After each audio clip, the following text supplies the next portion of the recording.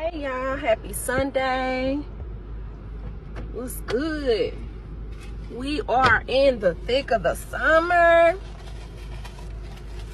Somebody said it's Leo season. I'm not a Leo. However, got some Leo in my birth chart.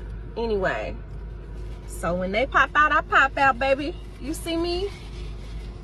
You see me looking like a lioness.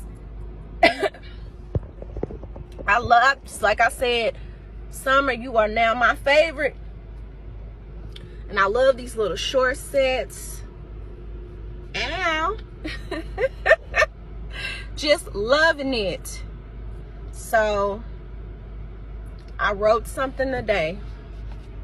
For those of you who are kind of like just me to me, I have written 2 books. The first one was a compilation. I was about to say combination. Compilation of my blog and poems. And so I do still write poetry. I just don't always share it or post it.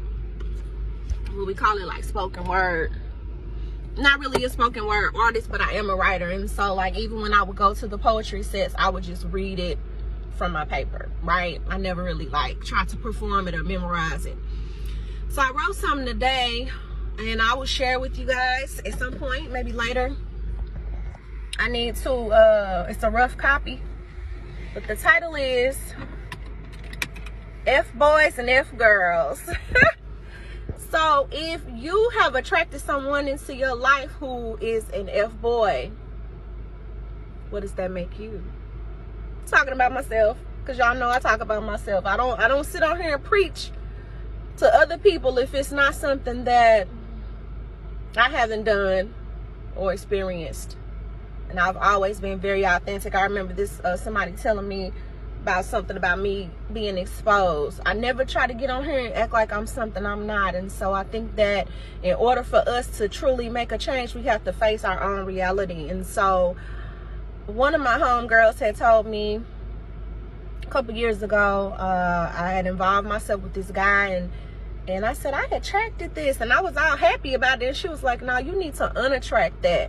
So let's think about that. You know, when we're vibrating in a lower vibration or in our lower selves, you know, every day we have the opportunity to choose between our higher self and our lower self. And so, you know, we're going to attract everything, you know, even as gifted people, godly people, we're going to attract the good and the bad. And, you know, all of us are made up of, it's a spectrum, right?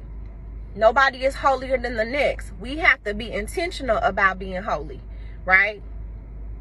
Because I know I can say, I know I have another side, you know? And I had said one time to somebody, I said, I am just as dark as I am light. And that person said, well, I'm dark.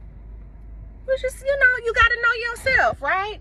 And you know, some people are comfortable operating in the dark side. And, you know, what's the dark side? The dark side is lustful, anger, violence. You know, I could go on and on. And so what's the lighter side is like being in a loving, healthy relationship where you do experience love making, you know, sex, monogamy, you know, those things. And so like I said, we all have 2 sides. Some people haven't been on the dark side, and that's a good thing. But some of us, you know, these are spirits that we have attracted into our lives. And so we have to resist the temptations, you know, resist the devil and he shall flee.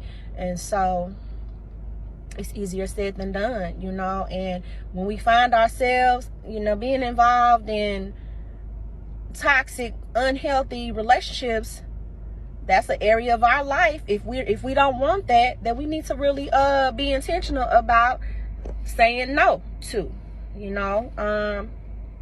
Some more on that later. Love you guys.